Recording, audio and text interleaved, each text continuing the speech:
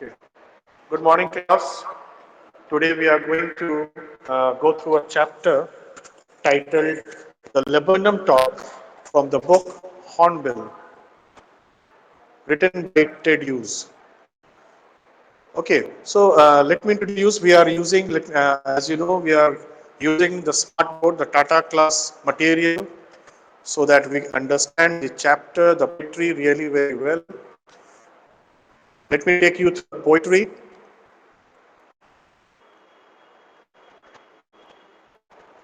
Ted Hughes was an eminent 20th century poet from England. Now, this is the poet we are talking about, the famous Ted Hughes from England, who wrote this very beautiful, poignant, very touching poem titled Laburnum Top. Now, every poem has a story. This poem, this definitely has a story behind it. He has written this poem in the memory of his dead wife, Sylvia Plath. After serving in the Royal Air Force for 2 years, he completed his degree from Cambridge University. In 1956, he co-founded the literary magazine St. Botolph's Review.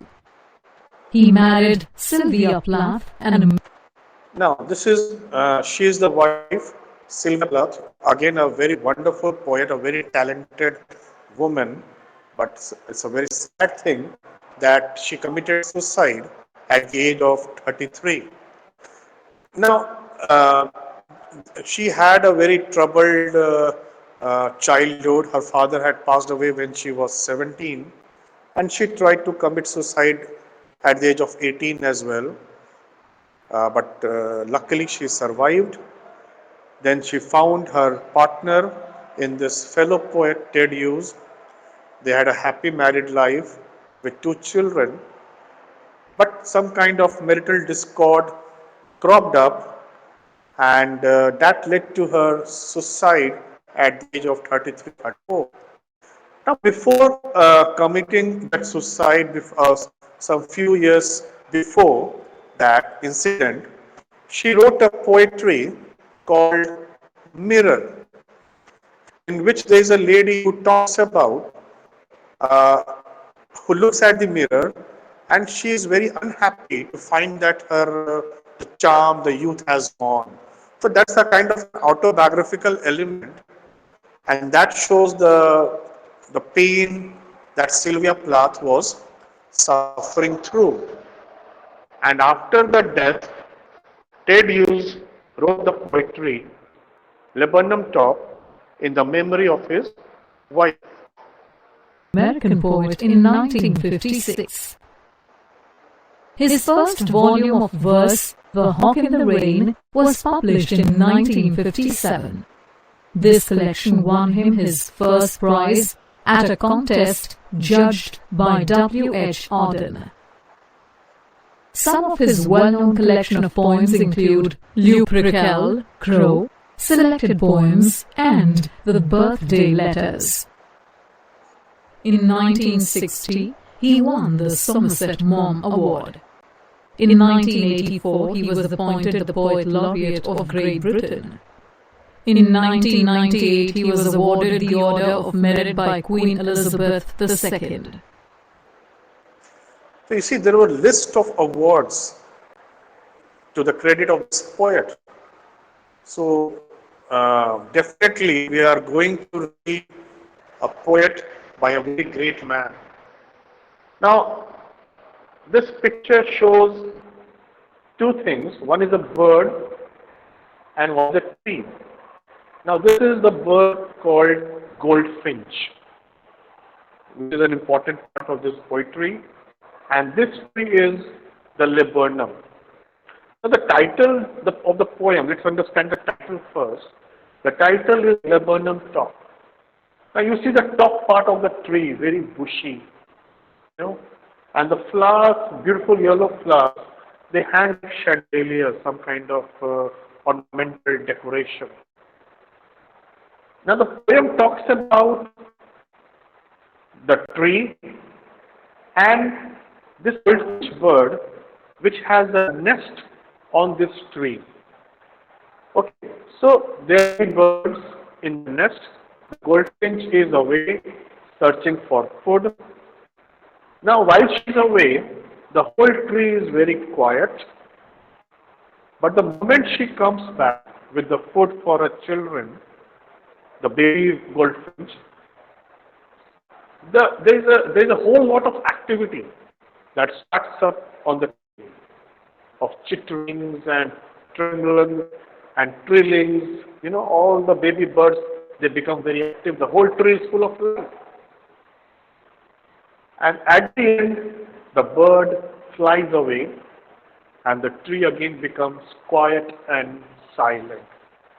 So if you draw the analogy, you'll find there is an autobiographical element to the poetry. Okay, let me explain how. The goldfinch bird symbolizes Sylvia Plath. Fine. And this laburnum tree, the laburnum top, it refers to probably the life of the poet, Ted Hughes. So, when there was Sylvia Plath in his life was full of activity, full of vitality and action.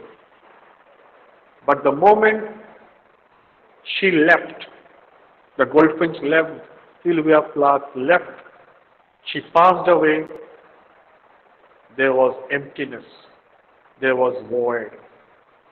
So you see, this is the story behind the poem. It's very interesting. Every poem has a story. And if you read the poetries of Wordsworth, the nature lover, the romantic poet, so like his poetry, Solitary Reaper, there's a story behind it. It was a real incident. He was passing through the hills of the Scotland.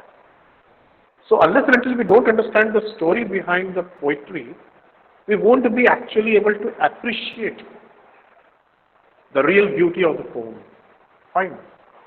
Okay, let's continue. The laburnum top depicts the arrival of a goldfinch at the laburnum tree and how it transforms the tree. Okay, now before going into the summary of the poetry, so let us first go through the poetry. Fine. So I will open the poetry on the screen. Let me take you to the first poem, Mirror by Sylvia Plath.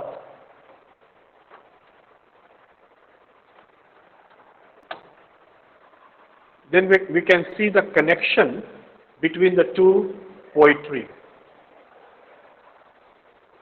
Okay, now this is the poem written by Sylvia Plath, and that was just a couple of years before her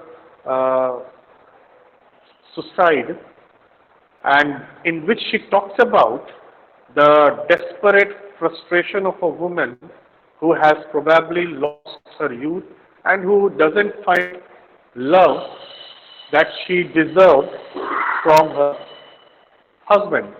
Now this is more clear. I am silver and exact. I have no preconceptions. Whatever I see, I swallow immediately. Now this is a personification. I here is the mirror. The mirror itself is narrating the poetry and talking about the frustration of people and what people expect to see when they look at the mirror. But the fact is that mirror tells the truth, and we try to look for something which maybe is not the true self, but we want to look for it. Just as it is unmisted by love or dislike. That is the true nature of mirror. I am not cruel, only truthful, but we find it cruel. Maybe that's what Sylvia Plath found when she looked at the mirror, and in fact she was not finding love in her marital relationship. So maybe she thought the beauty that once she had, once that was admired by her husband, where that beauty has gone.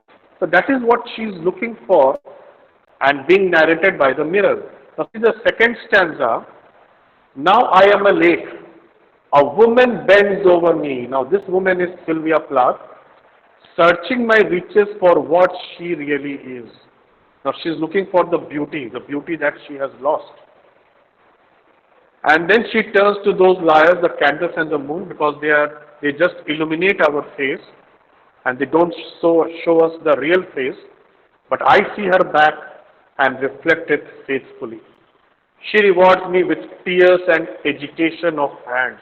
That show the mental condition that Sylvia Plath was going through. I'm important to her. She comes and goes. Each morning it is her face that replaces the darkness. Okay.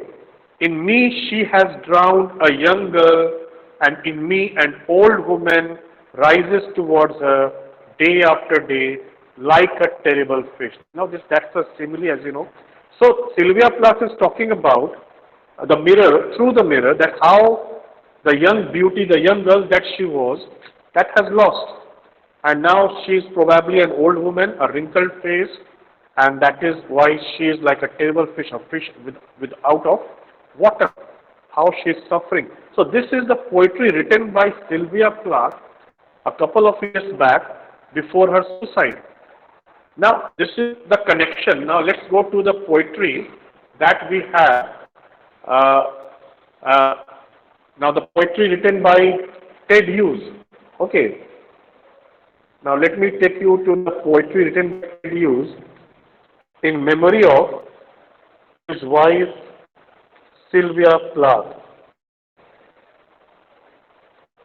Now then you can draw parallelism and connection between the two, and then we will be really able to appreciate the beauty of the poem.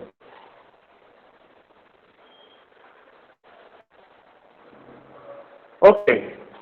Now see, the Laburnum written in three stanzas. Now the first stanza talks about the condition of the laburnum tree before the arrival of the bird. The second stanza focuses when this goldfinch bird arrives and sits on the tree.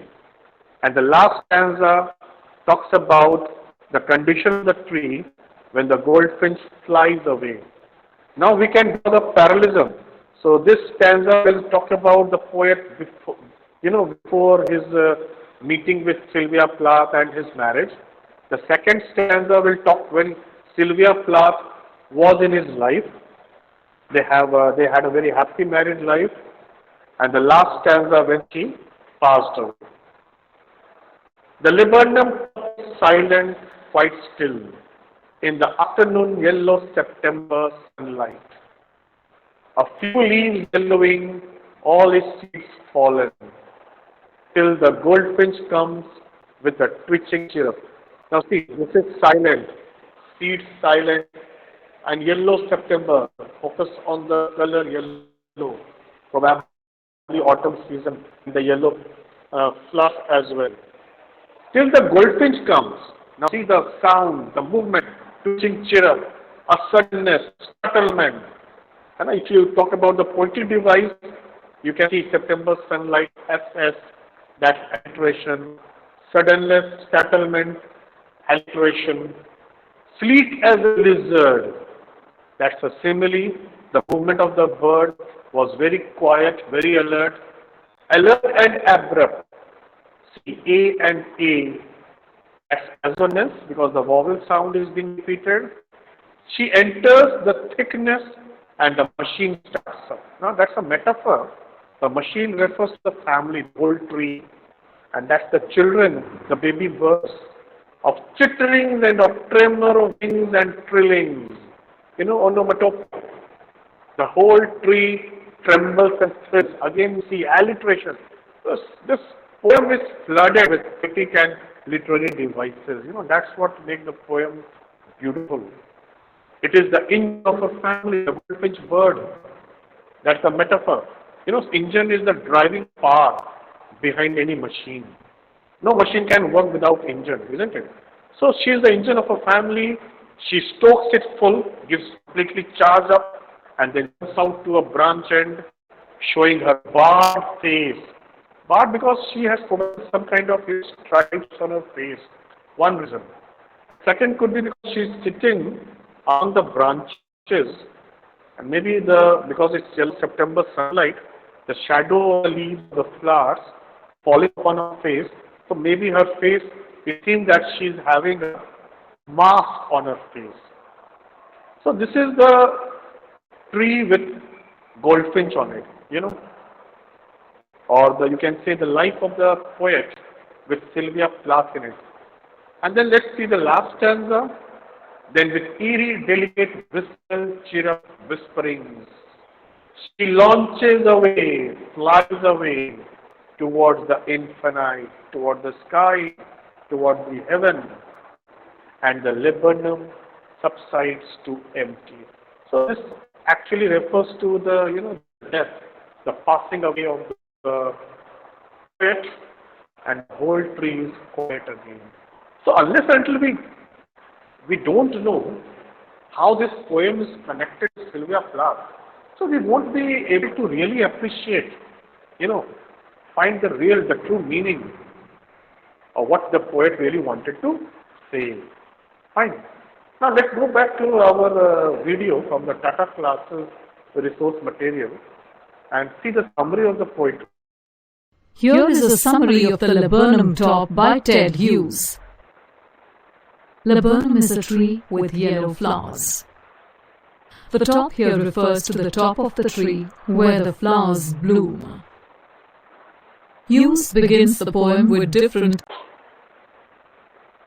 As I mentioned, see the top here refers to the the top of the tree where there is a lot of bushy and a lot of flowers. That is the laburnum top, the top part of the tree. This here, fine. And there are different images which suggest quietness. Yellow September. Then seeds fallen, yellow leaves and fallen seeds.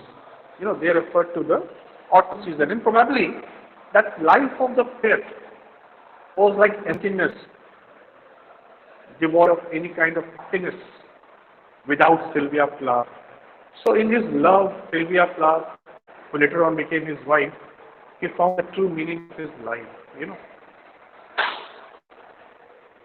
Images of quietness. The laburnum tree, which is the subject of the poem, is still and silent under the yellow September sunlight. So here, as we went through the poetry, see, still and silent, the tree, yellow September sunlight, we went through the poetry devices as well. That was how the tree was before the arrival of the bird. Hughes hints at autumn weather by using images of yellow leaves and. So he probably he refers to the autumn season. Now if you see the season, you see like the spring season, full of life and vitality, energy. We compare childhood to spring season, happiness, full of energy. But here is autumn season, and autumn season is not lifelessness, leaves fallen, bare trees, So maybe this is, we are talking about the origin of the poetry of the poet, but here he talks about like without Sylvia Plath, without the love of his life, the young poet's life was like a ship without his pilot. Fallen seeds. Then, a goldfinch visits the tree. Now, this is the word goldfinch. Although its size is very similar to the very famous ubiquitous sparrow. But the color is different. It's yellow, sparrow is brown. Now, this bird comes and the poet uses the word like twitching, chirrup, suddenness and startlement. The sound and the movement words, to indicate with what kind of force and surprise and quiet movement, stealth movement, this bird enters the thickness. Hughes uses words like twitching, chirrup, suddenness, startlement to describe this arrival. These words provide the sound effect in the poem. They provide a contrast to the stillness that inhabited the tree earlier. The purpose of this sound was what?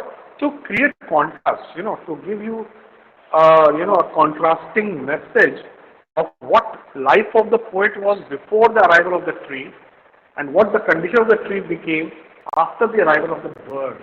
Isn't it? The choir had been cheer up and lot of activity and sound, everything going on. The goldfinch then enters the tree like a lizard. The tree rubs with. Now see, it enters the tree like a lizard. If you watch lizard, how it watches its prey, it's kind of an ambush. And it camouflages also very well and then suddenly makes an attack. Now why the goldfinch bird is keeping that kind of movement? Because its baby birds are in the nest in that tree. Fine. And there must be birds of prey around, eagles and hawks. If they will come to know the location, probably hunt it down, eat the baby bird. So to keep its nest, its home a secret, the goldfish bird comes very quietly, unnoticed by any birds of prey. And the moment she enters, the tree erupts with sounds of chittering and flapping of wings. Now these are what? These are the chittering and the flapping of wings by the baby goldfinches waiting for the mother bird to come with food for them. The sounds of chittering and flapping of wings. These sounds belong to the goldfinch. Yes, you can see the picture. See these baby birds, a couple of them, and this is a mother bird waiting to feed them. Now this refers to the life of Ted Hughes, the married life of Ted Hughes.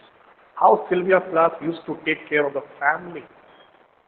I mean, that's the analogy, full of life. Children. When the goldfinch arrived, the babies start chirping to welcome their mother. Yeah, mother. See, mother she's the pivot of the family. She's the anchor. You know? And so, without the mother, without Sylvia Plath, you can imagine what could have happened to the family, the children, the husband, isn't it? She feeds her young one, giving them nourishment. So that was the role played by Sylvia Plath for her family, her husband and children. So she was the one who made the family happy. She feeds her young ones, giving them nourishment. The tree trembles with the sound of the baby goldfinches. Again, the poet, he stresses on the fact that when the goldfinch bird was there, when Sylvia Plath was there was life full of activity. The goldfinch ensures that the tree is fully alive with the sound of her family. Sylvia Plath took care of her family with whatever effort she could make. So that is the analogy we can The goldfinch ensures that the tree is fully alive with the sound of her family. She then moves to the end of the branch. The sunlight reflects on her. Oh, see, that's the reference to the barred face. There's a reflection of sunlight on her striped face. And this looks as if she's wearing a mask.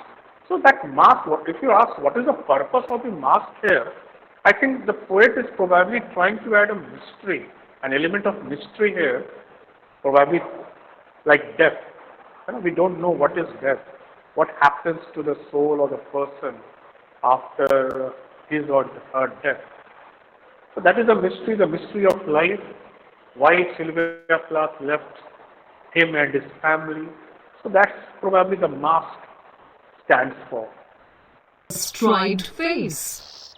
Then, leaving her young ones with the chirps behind, she flies away into. Now see this last stanza, the bird flies away to the infinite, leaving the young ones behind.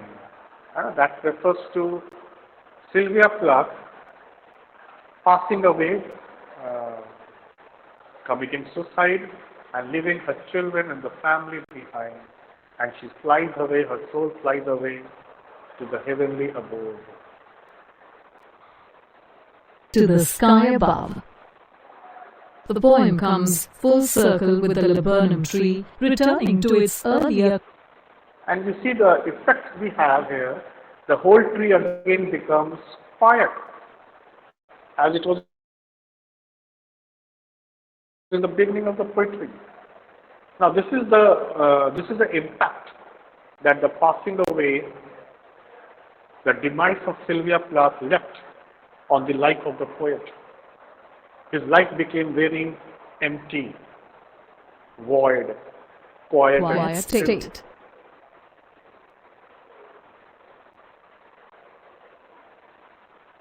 Fine. So I hope the poetry is very much clear to you. Now we'll move on to the analysis of the poetry. And here we'll find poetic devices, the theme Examine the poem closely. of the poem as well. The yellowing of the leaves and the falling of the seeds in the poem signify an autumnal setting. Okay, yeah, as we see in the starting, the poet stressed on the word yellow and the leaves fallen. That shows the autumn season, isn't it? Now, if I could show you the picture of a laburnum tree, that would be very as well how the tree exactly looks like. Now, see, this is a picture of laburnum tree, and see the flowers. They look so beautiful, as if some kind of chandelier or ornament is hanging. So this is the laburnum tree, and that's the laburnum. You see this picture, so beautiful. Actually looking like some ornamental hangings. We find this decoration during marriage functions. Okay, now let's go back to the poetry. The underlying theme of the poem is transformation. See, one of the main theme of the poem is transformation. Transformation means change. Now, what is permanent in this life is change. You are born as a baby. You go through infancy, childhood, you become a teenager, you become adult and old man. See changes. If you see the changes in the poetry as well, the tree, it was so quiet, suddenly became active, the arrival of the bird, and again becomes quiet after the bird flies away. Transformation, changes. And we have to accept the changes. Nothing is permanent in this life.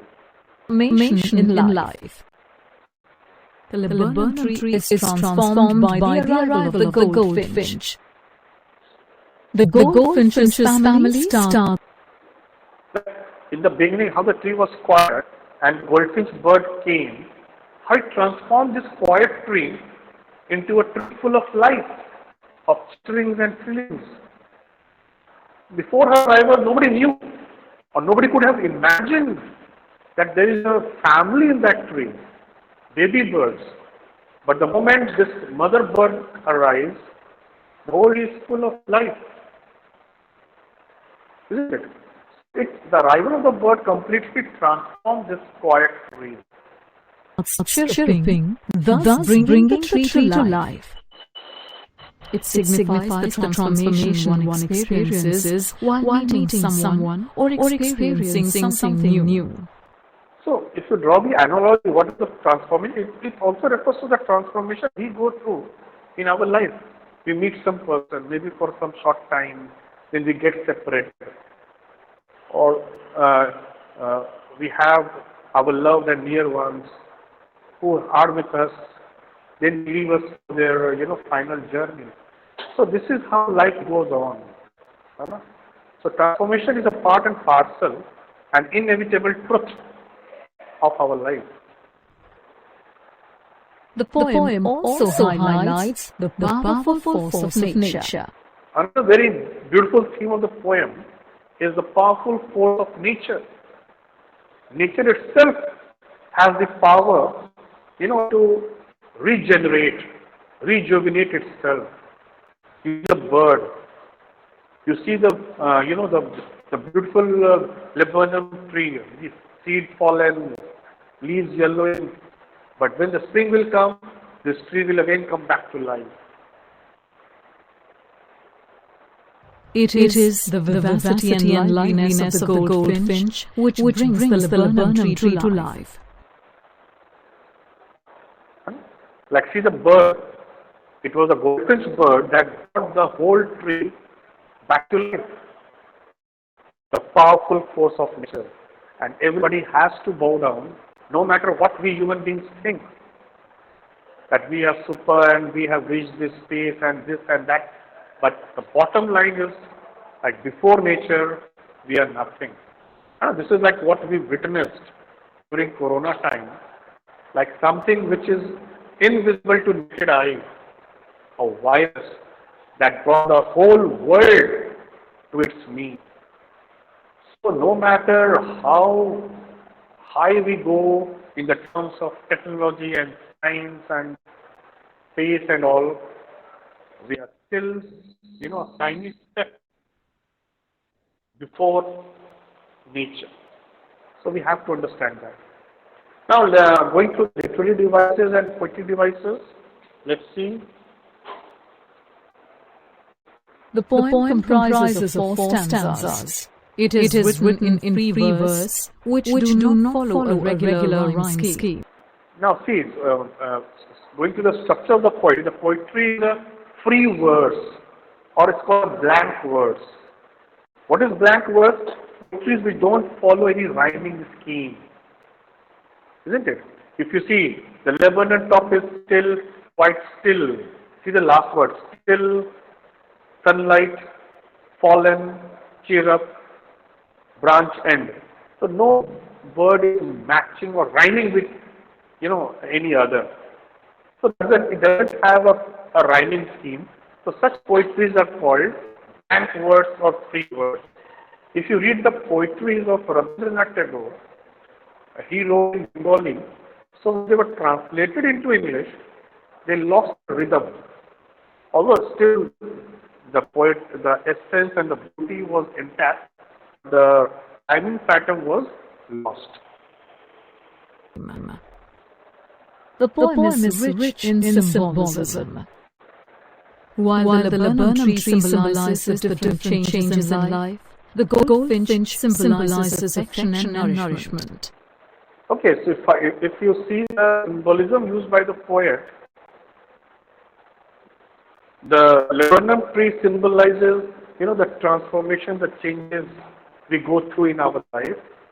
And this is the laburnum tree which symbolizes the changes. And the goldfinch bird symbolizes nourishment. The nourishment we get from nature, the nourishment we get from our mothers, the nourishment that Sylvia gave to her family, how love and affection she took care of the family. Goldfinch symbolizes affection and nourishment. Here, the mention of the leaves turning yellow and the seeds falling not only indicates the season of autumn, but also symbolizes decay. The second symbolism that we could infer from the poetry is the picture, the image of the fallen seed and the yellowing leaves. That refers to the decay. And that's a very important part of nature. As we have birth, so we have decay and death. That's a very important element of nature. That's how the nature will survive. Imagine, had there been no death, how the whole world would have looked like. There wouldn't be space for us to stand. Fine. So, there is balance in nature created by the nature itself or some superpower whom call God. So this balance has been created to create beauty in itself. So death in itself is a beautiful thing. We have to understand that. isn't it? If life is a long, long journey, death is a holiday. Autumn, but also symbolizes decay. The phrases such as silent, quiet, Now see, as we have discussed, these are the examples of alliteration, the consonant sound being repeated. still, September sunlight, trembles and thrills, and she stokes are examples of alliteration. The poet has used metaphor in the poem when he compares the tree with an Metaphor, engine of a family. engine and the nestlings with a machine. Another example of metaphor in the poem is the comparison of the bird's barred face to an identity mask. The poet has personified the laburnum tree in the poem. He has ascribed human traits to it when he says that the tree stands silent and still. The poet has personified the tree, laburnum, by talking human qualities, like the tree is silent, the tree is still, the tree subsides to empty. And as if it is a human being, so that's personification. And then, with the coming of the bird, it trembles and thrills. The phrases alert and abrupt Alert and abrupt, vowel sound being repeated is an example of assonance in the poem. The phrase sleek as a lizard is an example of a simile. Here the poet has compared the goldfinch's movement to the smooth. That's a simile when you use two different things having some similar qualities, using like and as movement of a lizard. The words such as chirrup and then sound words to denote the exact sound, that's onomatopoeia. chittering are an example of onomatopoeia as they mimic the sound of the goldfinches. The poet coins phrases like yellowing leaves and And last is imagery. Imagery is something the poet uses such powerful expression that in fact the whole image is, it gets created before your eyes. fallen seeds to create a visual image of the autumn season. As the poem progresses, the poet introduces the goldfinch and its babies. This is an example of an animal imagery. The phrase barred face identity mask denotes the bird's face with distinct stripes.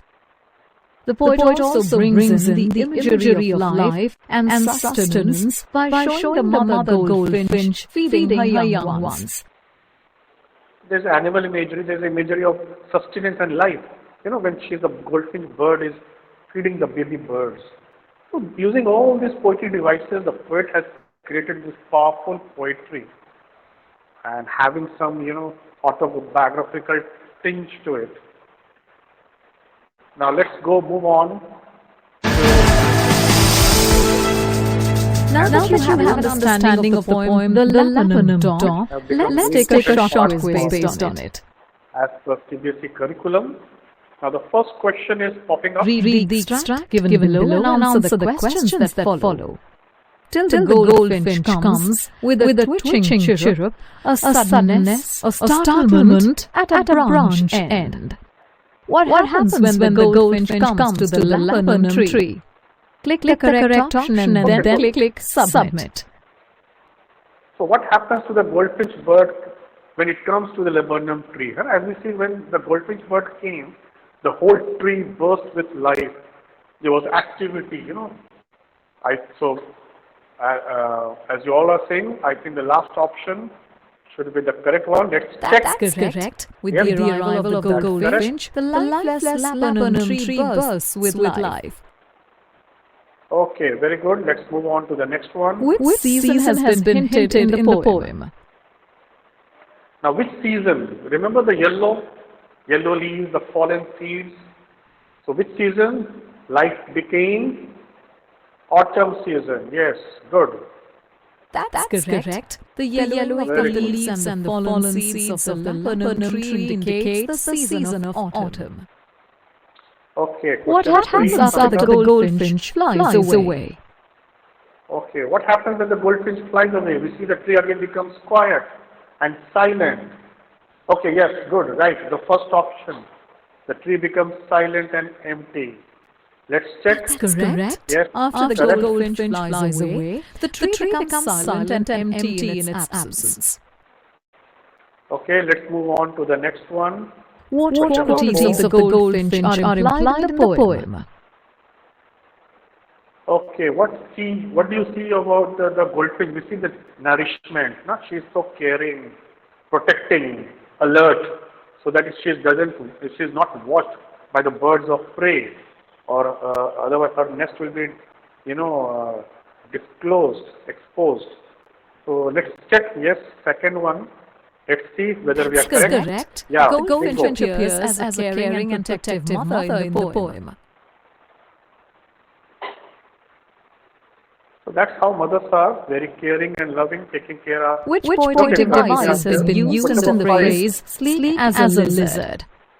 Sleek as a lizard, we went through that. As is used here, it's a simile, very good. Otherwise, it would be a metaphor. That's the difference between simile and metaphor.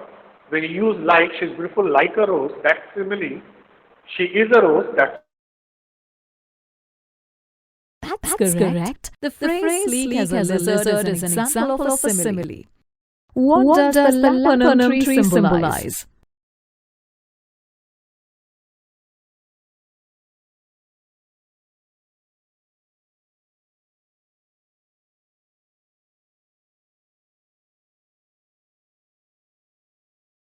Which poetic device has been used in the phrase sleek as a lizard?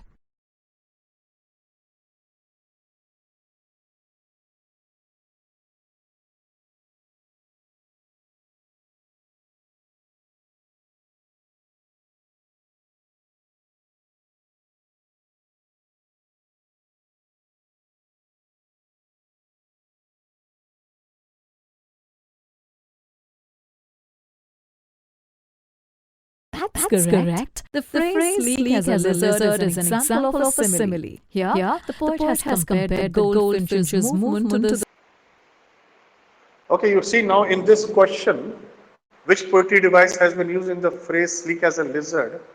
Now, the poet has used the word as we had discussed before, that this is a simile.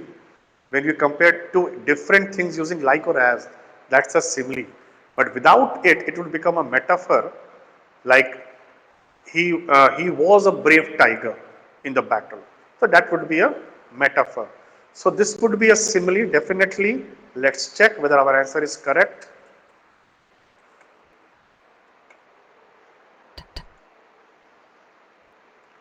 That's correct. The phrase sleek as a lizard is an example of a simile. Here, the poet has... Now let's move on to What does question the number 6. laburnum tree symbolize? What does the laburnum tree symbolize? Hope, destructive power of nature, transformation. Yes, right. The changes that happens. That's correct. The laburnum tree symbolizes the transformations that happen in life. Okay, let's What find poetic device is used in the phrase alert and abrupt? which poetic device has been used in the phrase alert and abrupt. Fine. See the A and A vowel sound has been repeated. Now that won't be alliteration. That is for consonant sound. Right. Assonance. Let's check. That's correct. Yes, well done. Assonance is where words close to each other begin with the same vowel sounds. The phrase alert and abrupt is an example of assonance in the poem. What is the underlying theme of the poem? What is the underlying theme of the poem? The poem talks about the destructive power of nature. There is no destruction here. Talks about death and violence. There is no violence here. Talks about the importance of trees.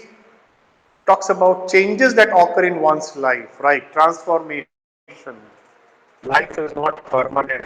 That's correct. Although in the beginning of the poem the tree stood silent, it burst into sound when the goldfinch arrived. The tree once again lapsed into silence when the bird flew away. This oscillation between silence and sound represents the cycle of transformation in life. Exactly. So that is the underlying theme of the poetry. Now we have some extra questions, short ones.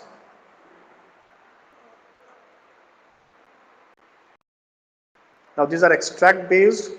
I want you to copy these questions and take it as for your homework. Okay, this all has been discussed. What does the yellow leaf suggest? How does a laburnum tree before the arrival of the bird, and after the departure of the bird? How does use introduce action in the poem? Remember the arrival of the poem, the goldfinch bird, and then there is action. The whole tree comes to life. Give an example of personification. The tree has been personified. Who is the engine of the family? What does she symbolize? Remember, this is a metaphor as well. How she is the engine, the goldfinch bird. How does she dive into the laburnum tree? The quiet movement, figure of speech, sleek as a lizard.